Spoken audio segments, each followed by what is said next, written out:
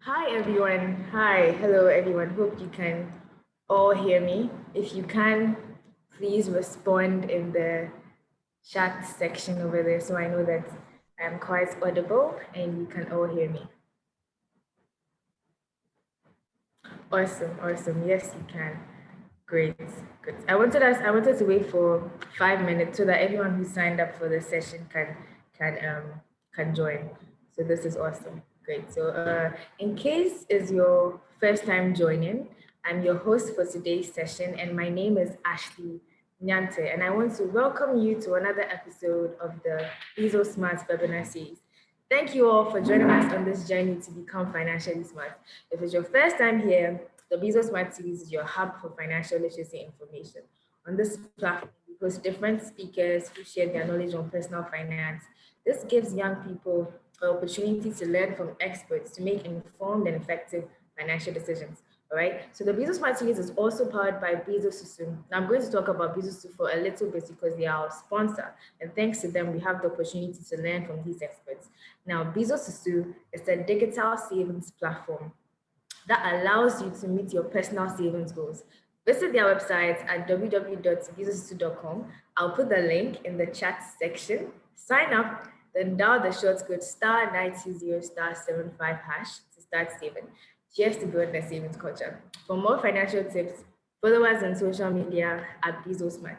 The links to our various social media pages will be in the chat section as well. Now to our theme, how to start your investment journey whilst in school.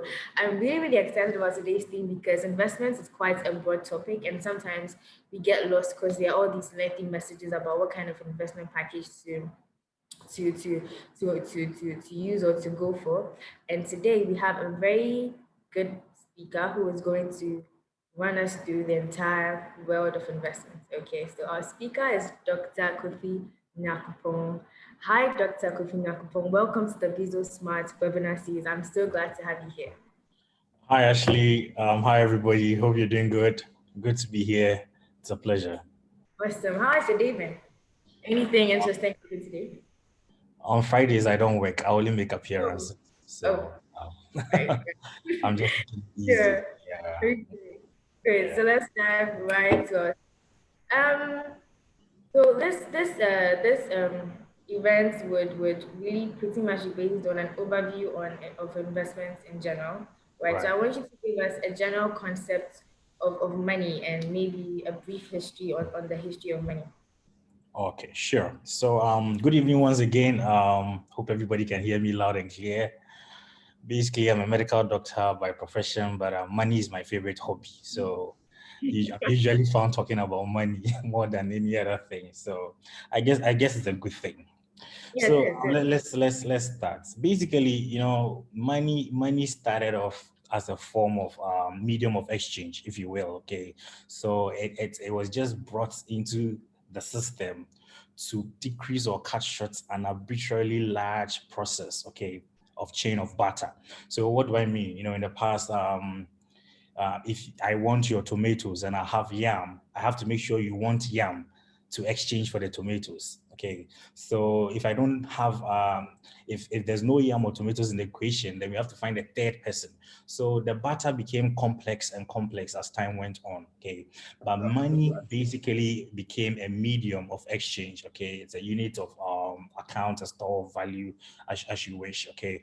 And this is fungible. It means it can be spent, it can be transferred, it can be used as store of value, and it communicates the goods of the price of goods and services. Okay, so money. This is how money came into being. Okay, let me touch a bit on the history of money. I started by saying that it started as an arbitrage system where, as a barter system, where we're using it to exchange goods and services. So if I wanted good A and then you needed good B, then I have to look for you. And then, we do that exchange and so on and so forth. Then somewhere along the line, the Chinese thought it wise that, what, this is becoming long and complex. So why not? Let's look for a modern way of doing things. And then they brought about coins into the system. Okay. Then somewhere around the 700 BCs or so, papers came into circulation. from the Europeans and the Chinese as well. So this is exactly how money came into being as a store of value and a medium of exchange, right? Yeah. Right, so we started from the barter system where I trade my good for your good. Then the Chinese, that is why, yes, of course, they did to come up with the coins that we could use as a The store. Europeans actually came up with the coins, and then later the Chinese made it Okay. better by bringing the papers, right? The paper, Cool. Right. yeah, Awesome. So just to go with the butter, right? okay, great recap on the history of money. So there are lots of people here who are quite new to investments, and some of them might even be wondering why they should invest in the first place. So why should I mean I'm in school, I'm I'm let's say I'm not working yet and I'm just receiving my monthly allowance or my weekly allowance. Why should I be concerned about investing now? Or why is it even important to invest? Right, right. So basically, let's look at it this way. Why do we need money at all? Look at it from that angle, actually. So we all know the Good Samaritan story in the Bible. Okay, I always tell people that um, nobody would have remembered the Good Samaritan if he only had good intentions. He had money as well. Okay, he had money to take the stranger from wherever, take the stranger to the inn. Okay, he even had money and credit to tell the stranger that look, you take care of him, whatever is left, I will come and sort you and all of that. So you cannot give from an empty well. Okay, you cannot without money. There's lots of things you can't do. Okay, so people say, oh, why do I need to build a 6-bedroom house when I'm only going to sleep in one? Or why do I need a big car? When a Tico can take me to the same place, why do I need a Rolls Royce? Wait till you fall in the same pothole. Okay, so there's so many myths about money that it flies, that makes people think money is bad, is the root of all evil. But then the truth is that 95% of all our problems can be solved by writing a paycheck. So whether we believe it or not, whether we admit it or not, money is essential part of our system. It's as simple as that. Okay. Now, people have various reasons why they want to go into investments or accumulate money, for future goals, maybe for emergencies that will come up, for your retirement, maybe it's just for philanthropy. Okay, so whatever it is, people go into investments and savings for various reasons. Okay, but the main point is that you want to grow your money so that in future you're going to get more than you have, and then you'll be able to do things. Okay, right? So that is why money is important to accumulate and grow. Okay, now there's one concept I want to let your audience know. Okay, and it's a rule in investments. It says that you know time in the market, okay, beats timing the market. Okay, so what do I mean by that? So the money is all about how long you've invested it, the growth of money, okay, how long you've invested it, the rate of return, and so on and so forth. So if you are able to start your journey of investing or getting the skills to start putting money aside, saving right from the time you're in college, okay, then it gives you a long way ahead, as opposed to someone who just starts saving when they are like 35 and they are in the middle of, they just started working, they're like, they don't have any savings. No. So that's what I mean by time in the market. Okay, if you spend from your 15, 16, 17 years trying to save and making it a habit, you are always going to be someone who wants to time the market and say that, oh, let me wait and let me push it in. So that is the point why we need to begin our investment journey very, very early, as you were. Okay, right. And Thank you very much. yeah, to buttress this point, I'm sure you are aware of what we call the time value of money. Okay, so when we talk of time value of money, we actually mean that money in your hands today is worth more than money you would have tomorrow. Okay, let me give you a typical example. Today is what, the 11th of June. Okay, if I gave you actually 1,000 Ghana cedis right now, okay, and I give you an option, do you want 1,000 Ghana cedis today, or do you want 1,000 Ghana cedis in December? Okay, what would you take? Actually, tell me. Let me put you on the spot. I want to now. Open the shisha. Now. You want it now, huh? Now. I All want to right. later. So many people, or most people, would go for the option of wanting the money now. Why? That's because as time goes on, okay, money loses its purchasing power. The same 1,000 Ghana cedis. If right now you can buy 3 boxes of Welch drink to drink, or malt that I'm having right now, okay, in December, this same 1,000 Ghana cedis, okay, instead of buying, let's say, three cartons or whatever, maybe it's going to buy just one. Okay, so it loses, there's something called the losing ability, or the purchasing power goes down with time. That's how come we want the money now rather than later. Okay, it's the same reason. If we flip it, okay, if I have the 1,000 now and I put the 1,000 to work in December, the 1,000 could become 1,020, 1,050, and then I have more to spend. So money in hand right now, okay, it's always better than money in the future, just for the fact that there's the time component involved. Okay, you can actually invest it now to make greater returns later on, right? Yeah. So before my next question, I want to let all participants, I want you all to be aware of the fact that I'm going to run a challenge at the end of the session. Right? I should have mentioned this in the intro. I'm going to run a challenge at the end of the section. So I would ask a question from what Dr. Kofi Nyarko-Pong is going to say. If you can answer the question, I would give you the prize, and that prize being airtime. So you text me after, and then I'll give you the prize. Let's go on. So you've spoken about the history of money. You've spoken about why you should invest in money, right? You've spoken about the time value of money. Now, what are investments in general? What are investments? Excuse me. So when we talk of investment, okay, you're actually trying to buy a financial product, okay, today or at the time of you partaking in the investment, okay. And then the hope is that over time or in future, the value of whatever it is that you purchase would have appreciated. In other words, you want a positive return over time. Okay, in future, you want a positive return. So that's all what investments are about. It's nothing complex. Okay, basically, you are buying a financial product or whatever it is right now. It has a value placed to it or attached to it, and then the hope is that in future this thing is going to appreciate. Now, when we talk of investment, okay, what essentially are we looking at? Okay, the main purpose of investment, okay, is number one, believe it or not, is not to grow your money or maximize your returns, but to rather protect your funds. Because what good is it if in 2, 3 years the 1,000 Ghana you put now has disappeared? Okay, it's no longer an investment. You can't use it. Okay, so the essence is that number one, you have to look at protecting your funds. Okay, you have to look at minimizing your risks, and then you can think of maximizing your returns. Always have these three things at the back of your mind. Okay, you're protecting your funds. That's number one. I hear people going by, oh, look, if someone is going to give me 20% now, one person is going to give me 90% on my money or something like that. No, make sure that first and foremost, you're not losing your money, protecting your funds. Then you are going to minimize your risk in the process. Look for minimization of risk. Okay, because if you're going to take on more risk, then obviously it gets dangerous, even though the possibility of getting more returns is, they say, more risk, more returns, but then it gets dangerous. And so you have to be mindful of that fact. So yeah, that is how to classify or define an investment. Okay, a financial product, you purchase it now, you hope that in future it would have appreciated in value and you have positive returns, right? Okay. Yeah. Okay. Next question. What are the basic types of investments, like in general?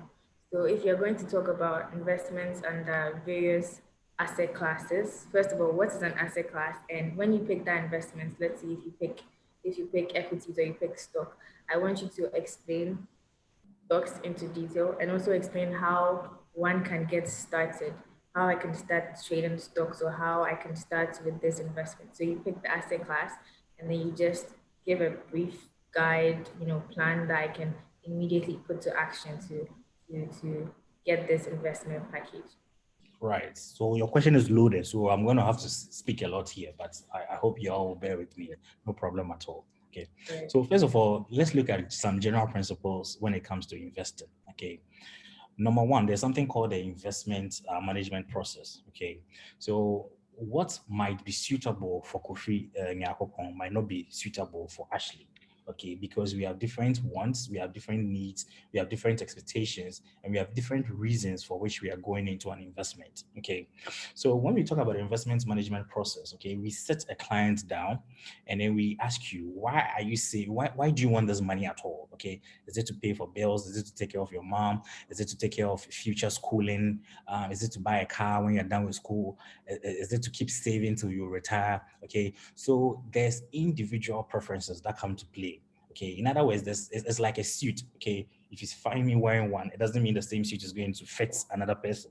Okay, so when we sit you down, we look at your preferences. Okay, someone might say, look, in as much as I want returns, I don't want any company that is dealing in tobacco. That becomes a preference. Okay, I'm religious, so I don't want to do this or that. Okay, so and there's no clear cut, broad overview for people. So it's tailor, meant for people. That's to say. So once we have your reasons why you're going to the investment, okay, now we can have the allocation. Okay, generally there's this rule that the younger you are, the more you are likely to take on risk. Okay, so you notice that young people will take on more risky investments. Okay, because come on, you're not going to die now, hopefully. So you can stay, you have your entire lifetime ahead of you. You can take in things that will grow that are risky. I'll come to those that are risky and all of that in a bit. But so we take into consideration the age of the individual. Okay, if your dad is 75, okay, and he's going to invest now, okay, what might be suitable for him might not necessarily be applicable to you, because he needs the money to spend immediately and so on and so forth. So there are many things that come to play. Okay, now that we know the allocations, what we are going to do we need something less risky? Do we need something very liquid? Then we say, okay, now what exactly do you want to do? Okay, do you need stocks? Do you need bonds? Do you need fixed deposits and so on and so forth? And then we evaluate the whole thing with time. We analyze your portfolio, we evaluate. So this is what we call the investment management process. That is the first thing you need to know in investment. Okay, why are you doing this? What is your long-term goal? Can you take on risk? Do you have special preferences? Okay, now that that is out of the way, okay, bearing in mind that we are not necessarily chasing returns and performance, but security of your money, then we look at what are the classifications. The first broad type, okay, we can say there's real investment and then there's financial investment. Okay, what do I mean by real investments? Real investments is, let's say you're in school right now. Okay, if your dad gave you money, or for some reason you hit a jackpot and you want to buy a photocopier so that people run photocopy, you'll be getting some money from that. That is a physical good. Okay, that's a physical product. Okay, so that is a real investment. If you have so much money, or you built a house and you've lent it out or something like that, that is a real investment. If you have land, that is real and all of that. So real investments are things you can see, things that are tangible, and then they are making money for you, okay, over time. But then what our discussion is really going to focus on are the financial investments. But can you please take your time and go a bit slower? So she's Okay. moving very fast, or even me. So take your time. Okay. All right. I speak very, very fast, so bear with me. I'm sure I'll try and slow down. So you got a real investment. Okay. Okay. Now, after real investment, what would be of our concern primarily now for the purposes of this meeting will be financial investments. Okay. So let's talk about financial investments in general. Okay. There are two broad types of financial investments. Okay. Now, the main kind of financial investment is what we call the money markets. Okay. And then the second one is what we call the capital markets. Okay. So everybody, M and a C, money markets, C is capital markets. Very, very simple to remember. Okay. Now, without going into too much details, money markets are generally things, investments, okay, that you get into, and then within a year, you are out. Okay. So it's basically defined at the very basic level. Okay. The other things, but at the very basic level, it's time. Okay, so anything from 1 hour, when you give the institution your money, from 1 hour to 1 year, it's in the money market. Okay. And now if it transcends beyond a year, okay, anything from a year going to years and decades, 2, 3, 5 years, 20, whatever, then it comes into the capital market. Okay. So now let's take each of these markets and then we break them down so people will have an idea what options there is or exists, okay, for them. Okay. So the first thing is the money market. Okay. So if I ask anybody on campus, anybody anywhere, I'm sure everybody has heard of it. Oh, I'm going to do T-bills. I'm going to do treasury bills. I mean, I'm not sure how many people really understand what it is, but fine, it is there. So T-bills is an example of a money market instrument.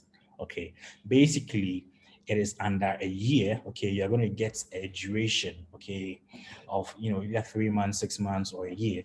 Okay, and then it is government backed, so your funds are almost 100% secured.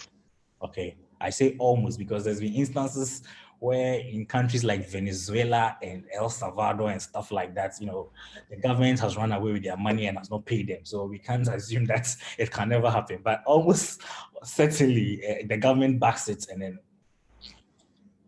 it's guaranteed by the government. So there's T-bills. Okay, now if you have T-bills, what it is that the government comes to the public and tries to borrow money from the public. Okay, now they go through big institutions. We call them primary dealers. Okay, so these primary dealers will go for the auction. The government gives them the money, and then you, okay, in the public, you can go to the bank and then purchase this bill at a discounted price. Then you make some interest on it.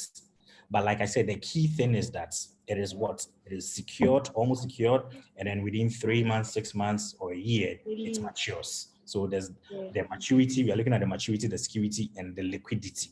It's a highly liquid. If I want my money, I should be able to get it. So these are what characterize money markets. That's the first thing. T-bills. Okay.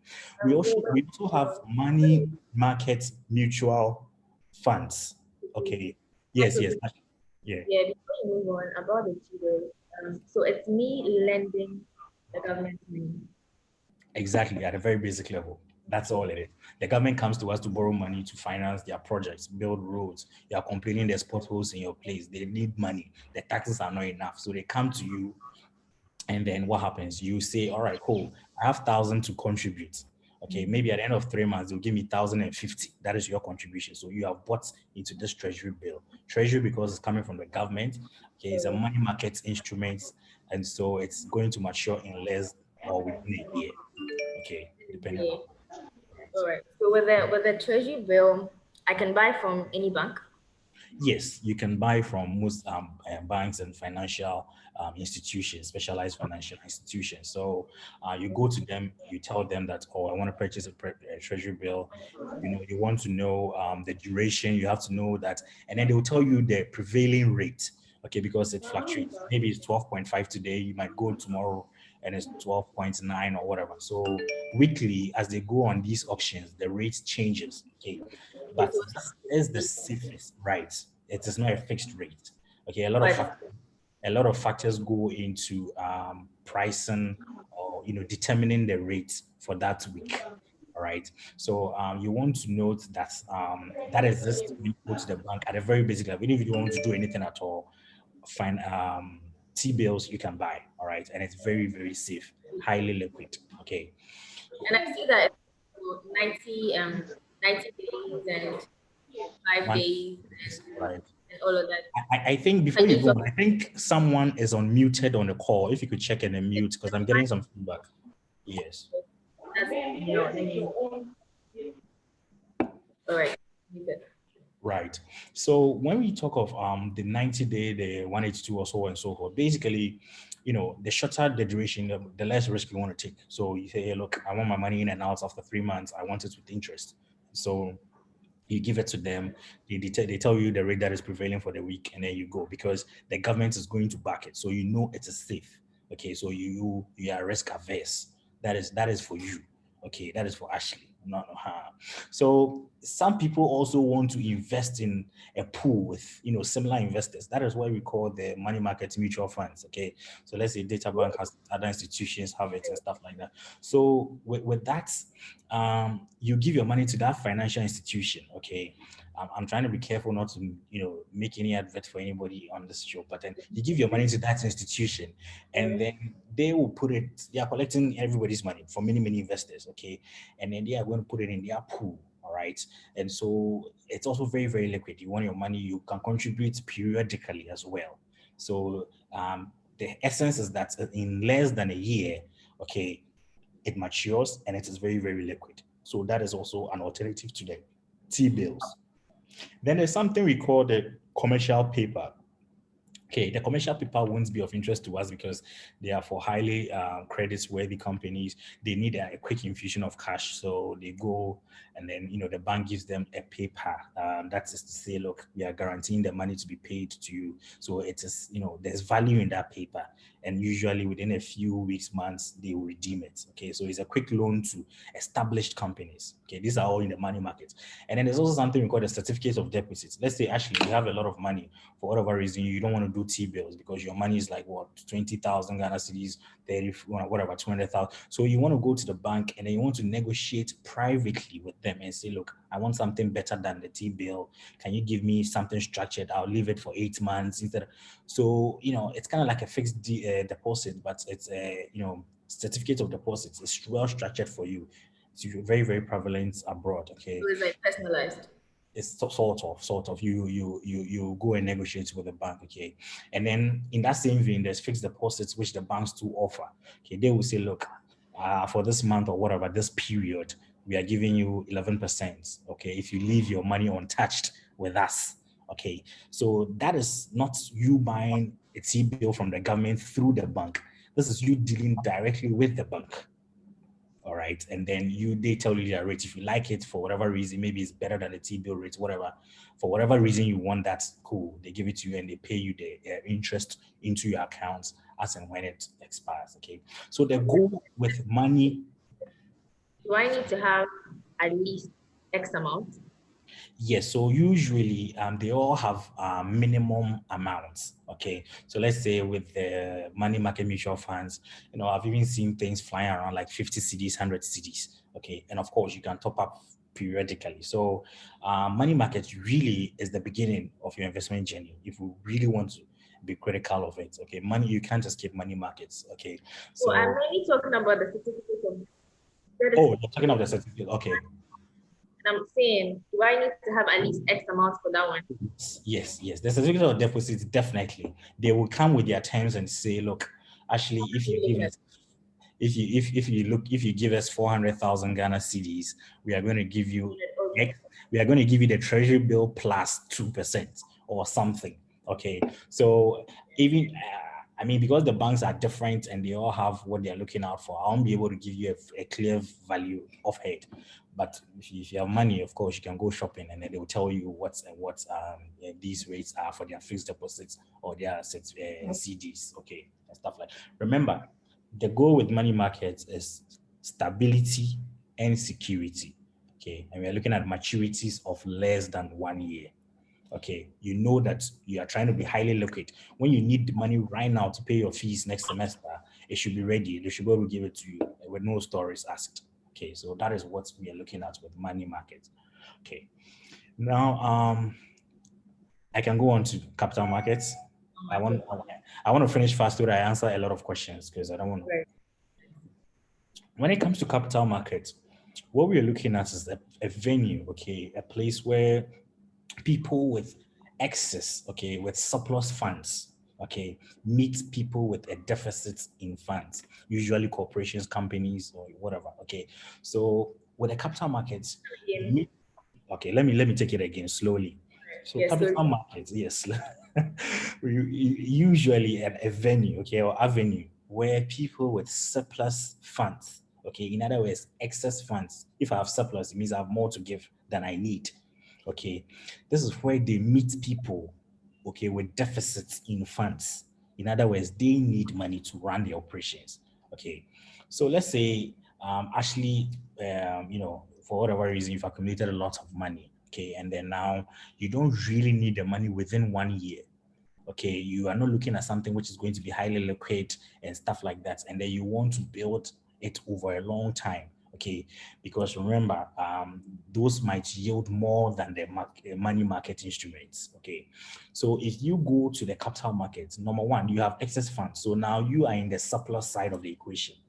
The company that is there, okay, be it MTN, be it Total, be it GCB, be it Fan Milk, whatever, they are on the deficit side, okay. So they are saying that, look, come in, give us the money, and then we are going to work with it, and then we'll give you so and so at the end of the day, okay. So there are two main forms, there are two main, businesses that run on the capital market.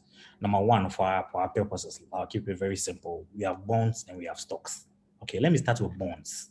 Okay, so like I said, these are all investments of more than 1 year. Okay, when it comes to bonds, okay, you hear the word flying around. I'm sure most people, it blows your mind. What are they talking about? When you hear the word feels heavy on itself, bonds, it's nothing crazy. Okay, basically, these are debt instruments. Okay, so a company comes to you to borrow from you. Okay, so you will lend to them and they say, look, because you've given us your money, okay, to run our operations, okay, every 6 months, okay, periodically, we call them semi-annually, we are going to pay you interest on the money you've given us. So these payments are called coupons. Coupons. You don't need the terminologies for anything. But then basically you give them 1,000 Ghana cedis, whatever. They will tell you their rates. The coupon is what, 10% usually, okay? And then they'll tell you that every 6 months we are going to pay you these coupons. Now the interesting thing with bonds is that at the end of maturity, at maturity, at the end of your investment, okay? So let's say you did it for 3 years, okay? You'll be getting the semi-annual coupons. Every 6 months, they'll pay you that interest, that 10%, okay, that 10% of the face value of the bond, okay, that 10% or whatever. And then at the very last payment, you get the interest plus the money you lent them. Are we cool? Okay, so basically you're going to get semi-annual payment plus your principal at the end of the investment. And these are debt instruments. So you are borrowing, okay? They are borrowing from you. You are lending them your money, okay? And so which people go on the capital markets and bonds and look out for bonds, okay? So you'll be surprised to know that here in Ghana, we got something like Ghana fixed income market, okay? That's where the bonds are primarily traded. Ghana fixed income market. So GFIM, GIFM, whatever people call it, different names. Okay, so with the fixed income markets, you realize that the big players there are the banks, the brokerages, the insurance companies, even foreigners. They play there. Okay, so at the end, I'll give some recommendations, but basically, 40-50% of the money you go and put in banks. Okay, this is where they put it. They buy bonds. Okay. Right. Now, which people are in need of these, of the money? Okay, usually it's government. Okay, when it comes to Ghana, the government is the one, okay, who is taking that money. Okay, so the bank is investing in the bonds, and the government is the one who is issuing these bonds. Okay, outside they are highly worthy, credit-worthy companies. Okay, let's say you have a big firm like Allianz Insurance or something. They themselves can issue bonds because we know they're not going to run. And then people can, lend their money to the company. They will pay the semi-annual coupons, and then at the end of the investment, they'll give them their money back. Okay, so basically, why it's attractive is that number one, you are going to earn more than you would if you invest in the money market. Okay, so let's say if the money market is giving you something between 12%, 13%, the bonds can give you something 14, 15, 16%. Okay, depending on which bond, who is issuing it, and what. Like I said, most of the people issuing bonds in Ghana are government. So if you go on the bond market, you realize there's a 3-year bond, there's a 4-year bond, there's a November 21, there's a June 22 bond. These are the times they will mature. So there are so many bonds, okay, with so many different coupon rates if you calculate it. Okay, so you have the options and then you pick your poison, as it were. You choose which one you want to ride with. So that's bonds. Okay, now if you move from bonds, which are debt instruments, remember the company or the government is trying to borrow from you. Now the next step or the other participants in the capital markets is when we talk of stocks, equities, or shares. They're the same thing. Okay, so what are stocks, equities, or shares? These are ownerships, okay, ownership stakes in companies. So you decide that no, instead of lending your money to this company, no, you are going to be a part owner. So you have a stake in it. You can vote. You have rights. You can, you have a mouth, so to speak. Okay, even though it might be very, very tiny, you have an ownership stake.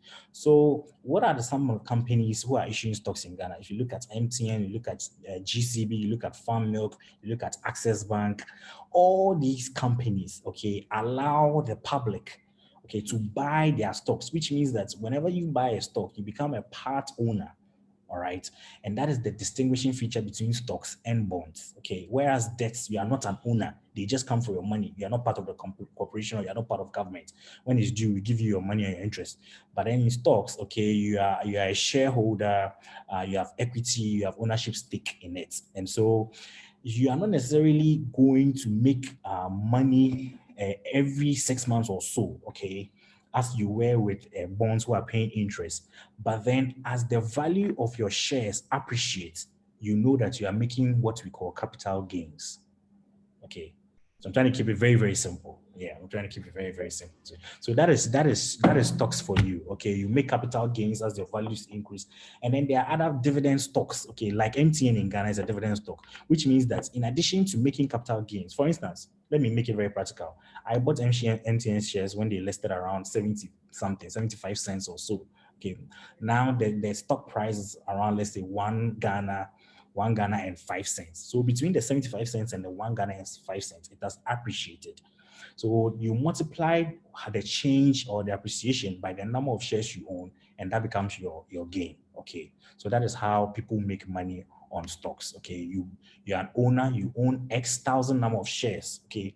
You hope that in 2 years, in 3 years, in 4 years, you purchased it at 70 cents, but you hope that it will become 3 cedis or 3 cedis 70 cents in future. Then you make the difference that you've grown your money. All right. And if you find a company that is paying dividend stocks, that means periodically they will give you dividends. That is also perfect. Okay. So that is basically to differentiate between the bonds and the stocks. Okay. Now, I don't know. I don't know. I don't want to overload people. Okay. But let me just say this. So there are companies, okay, who invest in a balanced pool of stuff. Okay. So let's say Dalex, let's say Stanlips and stuff like that. They are special trust funds. Okay. So they will look at all these things and decide that, okay, maybe they're investing in only the capital market, or they're investing in some money markets and all of that.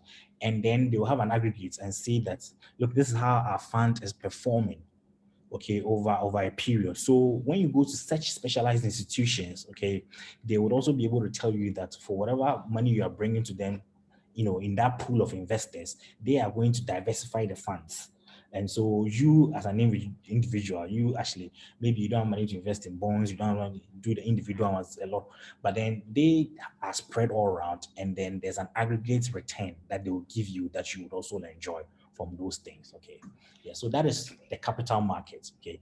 Now there's other things like real estate. These are alternatives. Okay, real estate, where of course, if your money is involved in the purchasing, running of buildings and stuff like that, you're going to make some return of it.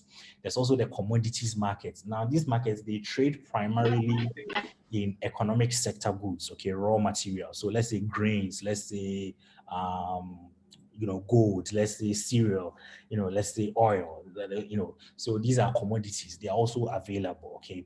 And then there's something even further on, specialized. They are called derivatives. Okay. That is also very, very, another hour of, another session altogether. Derivatives is something, coming up, fairly new in our market, and it gives us the option to trade futures and options. Okay.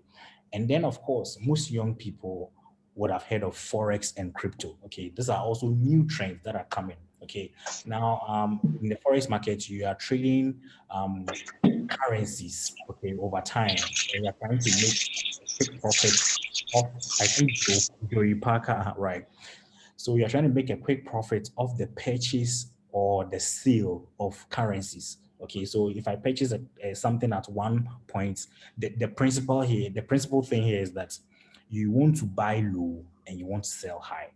It's as simple as that. Okay, so if I buy a currency at $1, I want to make sure that when it gets to $1.50, I can sell and make the money. So that's basically how people profit off the forex market. But it's dangerous because you bought it at one.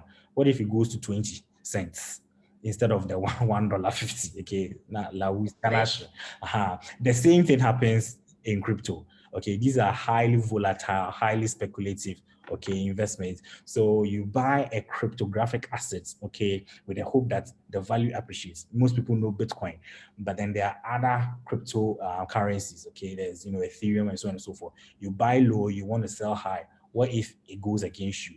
So these are highly, highly risky investments. Okay, so in terms of risk, the lowest will be the money markets with the T-bills, with the fixed deposits, with the money market instruments, money market funds, mutual funds, and so on and so forth. Those would be the very, very low risk ones that you want to start your journey with.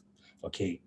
Now, if you get money and then you want to explore and make more returns, then you want to venture into the capital markets. You want to buy some stocks. Okay. You want to own some MTN stocks. You want to own some Access Bank stocks, whatever. You look at what is performing. Okay. And all of that. Or you want to buy some bonds. Okay. From the government. Then you have the possibility of making more. Okay. But of course, as you move up that ladder from money markets to capital markets, your risk increases. So you bear that in mind as well. Okay. Right, right. Thank you. That's a lot of information. I am digesting it myself. It's almost 6, so I'm going to do this real quick. I'll ask a few questions, and then from there we can go to our challenge and then a Q&A. So Right. you've spoken about the history of money. You've spoken about why we should invest. You've spoken about the time value of money. You've spoken about the various types of investment, put them into capital markets and money markets. You've spoken about other alternative investments such as real estate and forex markets, and then cryptocurrency investments and all of that. So you see, some people don't have the patience, right, to wait for a 10% or on an investment, and then you see certain messages flying around and, hey, hi there, do you want to work with me? Bring maybe 1,000 cedis, and I'm going to give you 200% in 7 days. Like, what do we call those things? These Ponzi schemes and pyramid schemes. Like, how do we identify them, right? And how do we make sure that we don't, we don't lose our money with these things? Right. So, very good question. Okay. So, because you are young and, people want to make their money fast, they want to drive that range tomorrow. So, so the thing is that with Ponzi schemes, okay, people are getting very, very sophisticated with time in creating Ponzi's, because if it looks straight up Ponzi, you won't get people to invest in it. So people are getting very, very sophisticated. A Ponzi scheme is basically, a scheme where someone or a group of people, they sit down and then they lure investors. The key word here is they are luring investors, okay, to buy into a product that technically doesn't exist, okay. But then what they are doing is that with the promise, they lure you into buying a product that doesn't exist with the promise that you're going to make, some significant returns over time. But what they're actually doing is that they are paying the earlier investors with the money the new investors are bringing on board. Okay, so what happens when there's no new investment? That's the end. Okay, it's kaput and then you're in trouble. Okay, so Ponzi's are very, very dangerous. Okay, it started somewhere in the 1920s. That's how come we call it Ponzi. Charles Ponzi, he brought it. It's called Charles Ponzi. He was defrauding people with rubber stamps. Sorry. Interesting legacy that he has left behind. Yeah, he's left an Charles interesting Ponzi. legacy.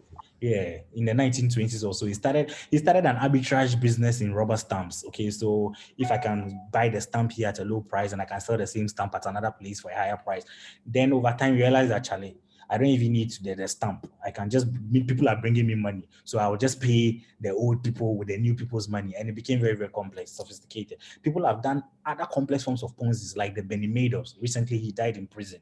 Crazy Ponzi, billions of dollars. Okay.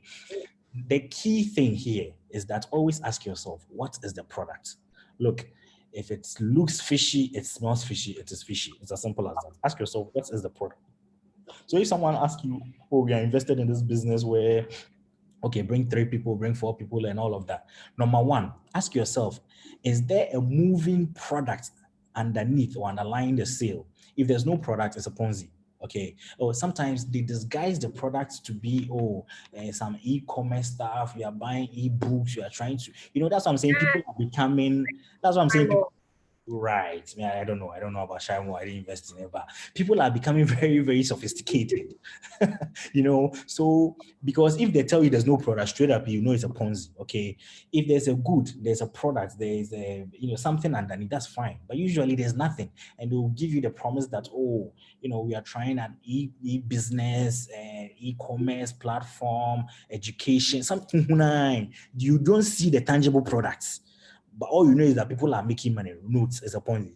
Okay, I remember someone bringing something similar to me. I looked at it and I asked the person one question. I'm like, what is the product moving the sales? If someone gets paid, what is being sold? Because remember, in the world, you create demand. Okay, when you create demand and someone has need for that demand and removes money from their pockets and pays you, then there's a sale that has been made, and from that sale you can pay profits into the pockets of many other people. Okay, so it's a Ponzi if there's no underlying product.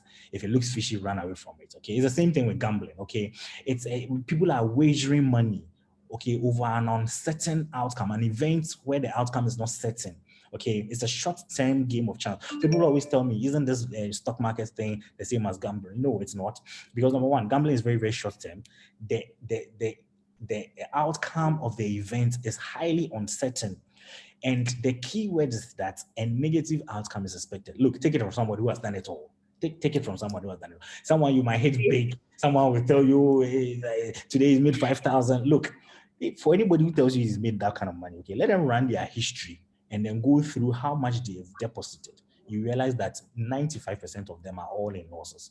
So it's been studied over time. The odds are against you. It's as simple as that. Okay. And if the odds are against you and you are wagering money in an event where the outcome is uncertain, that is a gamble.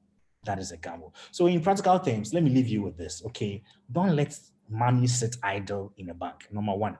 Okay, don't let money sit idle in the bank, because there's no point if it's not making money. Remember the time value of money. Okay, let me address this one thing. I hear sometimes a group of friends come together and then they're like, oh, every month we'll contribute and we'll give the money to one person and all of that. While the intention is good. Okay, let's say 5 friends come together. Then they will say every month we are contributing 100 cedis, 100 cedis. Then they'll give that 500 cedis to one person. Next month they'll call. Look, if you are doing that kind of thing, just make sure you are not at the bottom of the list.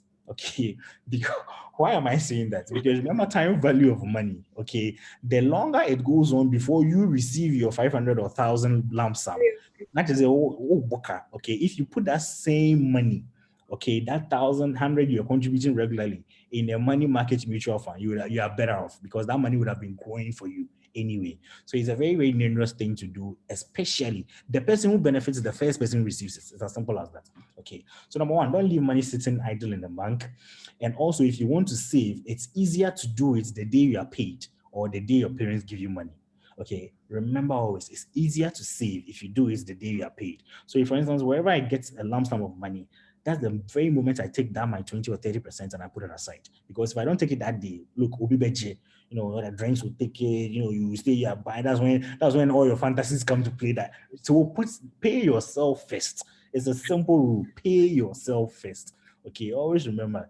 And then, later the other things can follow. Just have an account that is running, that is making money for you. Okay, you set up, if you want to do the bonds and then the stock exchange, stock market, then set up a brokerage account. Just go to one of these institutions, okay, like the Black Stars or the IC Securities, and then tell them that you have a lot of money. You have some in money market already. You want to play with the capital markets. So they will open a CSD account for you, okay, a brokerage account, and then you can decide to run it from there. So always remember, if you want to save, do it the day you are paid or the day you get some money sitting with you. So that is what I'll leave you guys with. So educated and informative. Wow, there's a lot to take in. So I'm going to run my challenge now. And then after the challenge, I would open the platform for participants to ask you any question. Let's see. I'm going to ask a question. If you know the answer to it, raise your hand. Then you can unmute yourself. I'll mention your name, you can unmute yourself and then try to answer the question. So when I get a time from me, you can text me after the event ends. So I'm going to look at my notes and find the question over here. Okay, so what is a money market fund and what are 2 features of a money market fund? What is a money market fund and what are 2 features of a money market fund? You can raise your hand, I mention your name, and then you answer the question.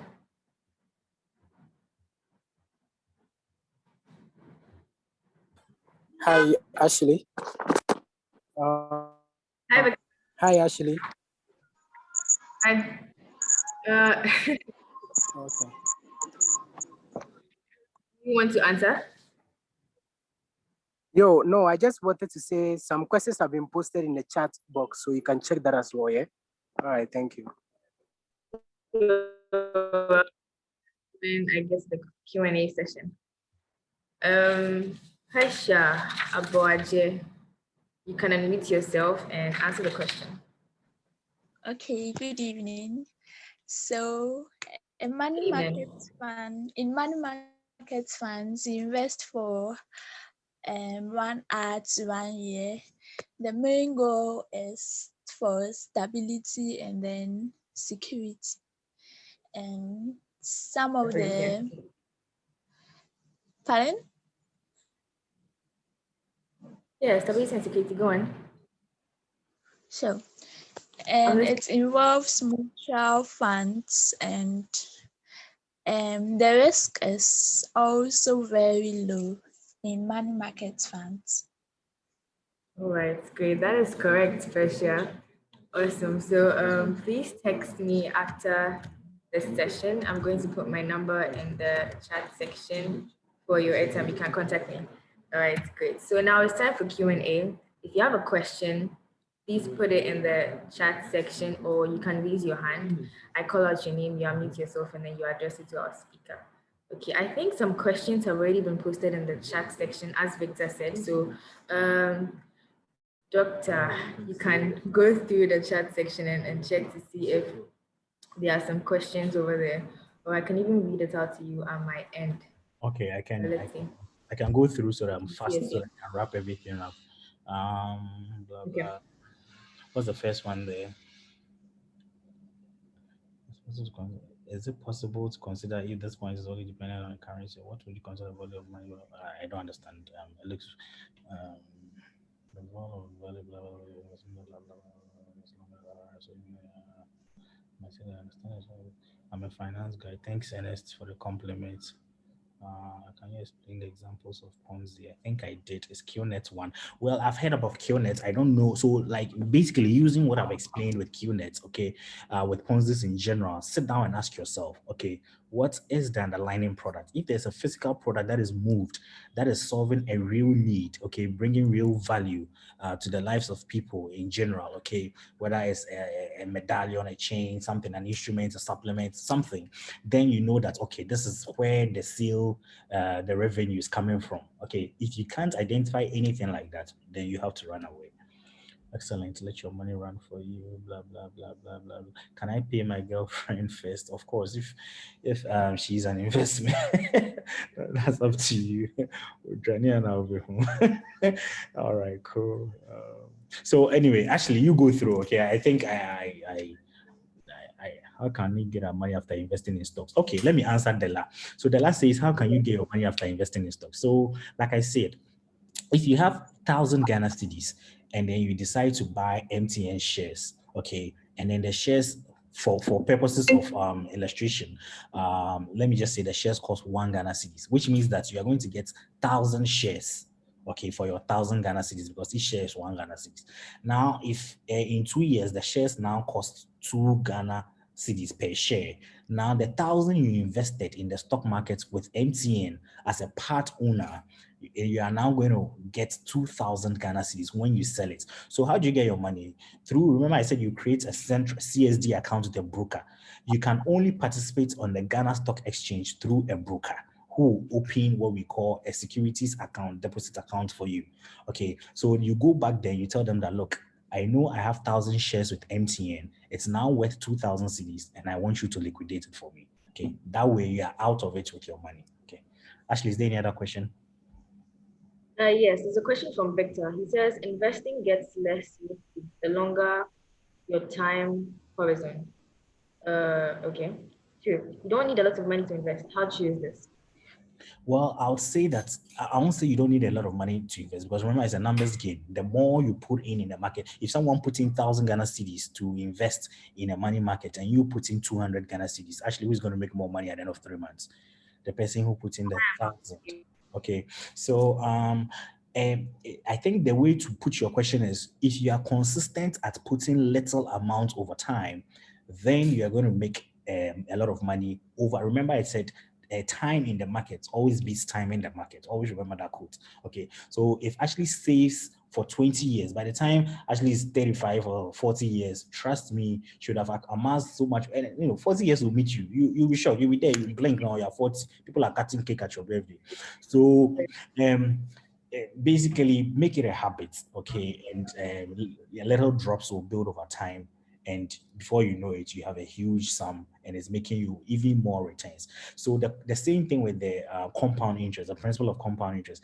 Let's make money off the interest you've already made. Okay, so you are going to make interest from the interest you've already made on your principal. Okay, money, in other words, interest paid on the interest. All right. So if you get money and you really don't need it, keep rolling over, keep rolling over, keep rolling over, keep rolling over.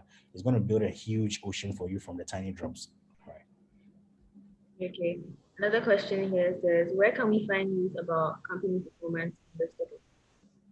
Where can we find news about company performance? Okay, so you have to do a little reading. Okay, we call it due diligence or fundamental analysis. Okay, so basically, if you want to read, once the company is listed on the stock exchange, it means that information necessary for investors to accumulate should be readily available in the public. So let's say you want to invest in Access Bank. Okay, if you go to Access Bank's website, you would find Access Bank's financial statement to show you their profit and loss, to show you their balance sheet, to show you the assets they have, their liabilities, and everything like that. So based on all of that, you can make an informed decision and say, look, can this is a worthy investment or not, or I'll rather go with fund milk or whatever. Okay, you at this level, you might not be skilled to make that decision, so you might need your broker to help you. So when you go to any broker, okay, and like I said, there are so many brokers around, they'll be able to give you the options and they will give you an insight. Even though I'm a licensed person to give you financial advice, I don't want to do that on this platform. Okay. But then if you go to any broker, I'm sure they'll give you the options, tell you which ones are performing. Okay. But I think right now everybody knows MTN is really, really making cake on their stock exchange. So that's an easy one. Okay. Yes. And you go to the MTN, Jobs, can has all their details, their money they're making, and all of that. Okay. So can you brief us on dollar cost you, averaging? Dollar cost averaging is just an investment principle. Okay, can you hear me, Ashley? yes, I can. Go ahead. All right, so dollar cost averaging is just an investment principle where, let's say you invest in a stock and then you realize that its value is dropping. Let's say you bought the MTN or whatever I use MTN. It's difficult. It's very easy to explain at 1 Ghana cedi. Okay, for whatever reason, instead of going up, it's going down because things are not going well. People are stealing their cables. People bought with their Momo services and stuff like that. So the share price drops to 90 cents, then it drops to 70 cents, then it drops to so. Because you still have confidence in the company that it might still go up in the long term, okay, you want to dollar cost average your position. In other words, you rather put in more money when it gets to 70 cents. So now you bought some at one Ghana cedis, you bought some at 70 cents. Okay, it will average out around 85 cents for your average. So that was what we call the dollar cost averaging. Okay, for your average to come around 85 cents, so that now instead of you waiting to break even when the price got to 1 Ghana cedi, immediately it got to 85 cents, you've broken even just because you took the decision around 70 cents to put in more money. Yeah. Okay. How do I get an account to buy stocks? So the same principle. You look for a broker. I can recommend some for you. Black Stars, they're a very good brokerage company.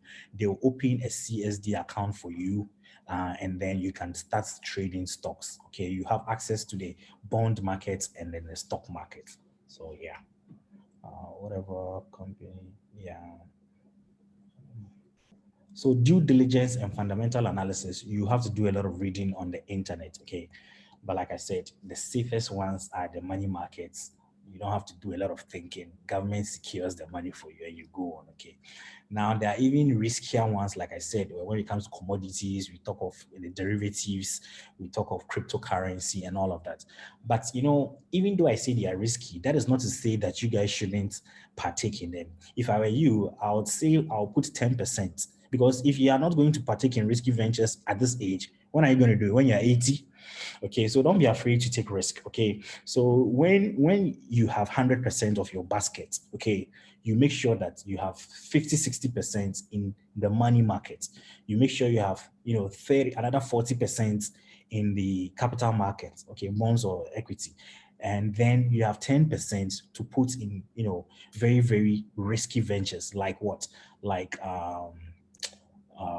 the cryptocurrencies, like the forex trading, like all these things that come. You make mistakes. That is okay. You are starting your journey, but don't put in money you can't afford to lose when you are doing risky ventures. Okay. So if someone comes and says, hey, there's a new venture in town, let's go and do it, giddy giddy, you don't understand, then you go and carry all your savings. No, that one, you're not being wise. Okay. Just do it with 10% of your savings. Okay. And if you think that gambling will make you money in the wrong one, if you had nothing at all from this seminar, take it from me. You are very, very wrong. In the long run, you are going to lose money. It is proven. Okay, so save yourself the stress and the drama. You can do it for fun, put in one CD and hope Manchester United will win. I mean, but it is not an investment. Okay, all right, cool.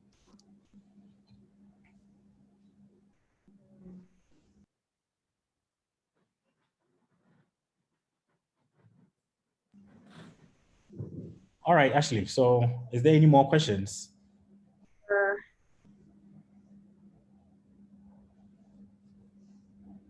Can I pay myself when my salary is 300 Ghana cedis? You can pay yourself even if your salary is 50 Ghana cedis. It's all about percentages. Okay. Just make sure that you are not spending everything that you have. Even if you owe people, make sure you pay yourself first. Okay. So as a general rule, you can start by saving 15 to 20%. Okay. Then you can grow it over time to 20, 25%. Then it comes to 30%. Before you know it's a habit. Okay, if you want to make it easy on yourself, if you have an account, put the money in and then put a standing order in that account and say like at the end, 29th of that month, okay, or whenever it is you expect money to be coming, they should move it to a second account. That way you don't touch it. Okay, it takes a lot of discipline to practice that. So you have two accounts. The main money that the main account that money comes in. Then you go and tell the bank that can they put a standing order that at the 25th of every month, okay, can they move 300 CDs from this account and put it somewhere? Okay, then when they move it, you go and give it to your money market mutual fund, or you go and give it to any fixed deposits, people doing fixed deposit, institution doing that, or you go and give it to your broker to invest in the capital market. When you do that, it becomes a habit and you have a lot to spare. Okay, so Doc, please, we take the last question because of time. What's the best way to accumulate funds to start investing? What's the best way to accumulate? Find something that will bring you money. Okay. If you're in school, look for ways you can be entrepreneurial. Not everyone can be that. But for some people, when I was in medical school, I was repairing computers. Okay, you come to me because I did an IT course back in Presec, so I had a fair knowledge of how computers work, both hardware and software. So you have to be entrepreneurial. So they will come to me with all sorts of problems, whether it's virus. Sometimes even they don't have virus, I'll put the virus there and then they'll come later for antivirus. I'm not saying you should do that. Those are ridiculous things we did to make money, but basically find a way to be entrepreneurial. Maybe you want to sell calculators, you are going to get it at 90 CDs, you come and give it at 100 CDs. You have to think, okay, not just rely on your parents' funds, okay, because it is possible to start making money by yourself by doing petty trading. Okay, look for something. The key word is to look for something that is in high demand. Okay, at my time, laptops had just come up. People were looking for slides here and there. So there's issues with computers. So it was in high demand. So if I knew that if I could repair them, solve their problems, if you can solve problems, you make money. Yeah, so Victor is saying it's good papa business. It is. When they come, you give them virus. Next week, they will come for antivirus. Hey, thank you so much, Doc. Before we end the session, I want you all to turn on your video so I can take a screenshot and post on social media. So kind of very quickly, let us turn on our video so I can take a screenshot and I post it on social media. Thank you. The video is coming You're asking that I'm a medical doctor. How come I have so much? Well, I explained at the beginning, money is my favorite hobby. So I do like money a lot. I also did my MBA in finance. So even though I have a medical degree, I also have an MBA in finance as well. So yes, there's all of that. I like numbers and math. Okay. Please turn your videos on so I can take a quick screenshot. All right, let me do that.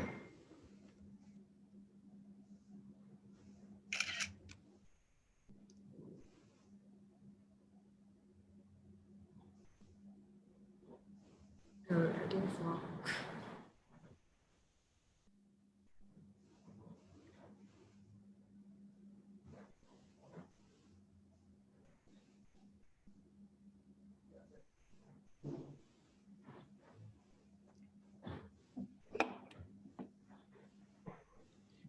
All right, I have the photos.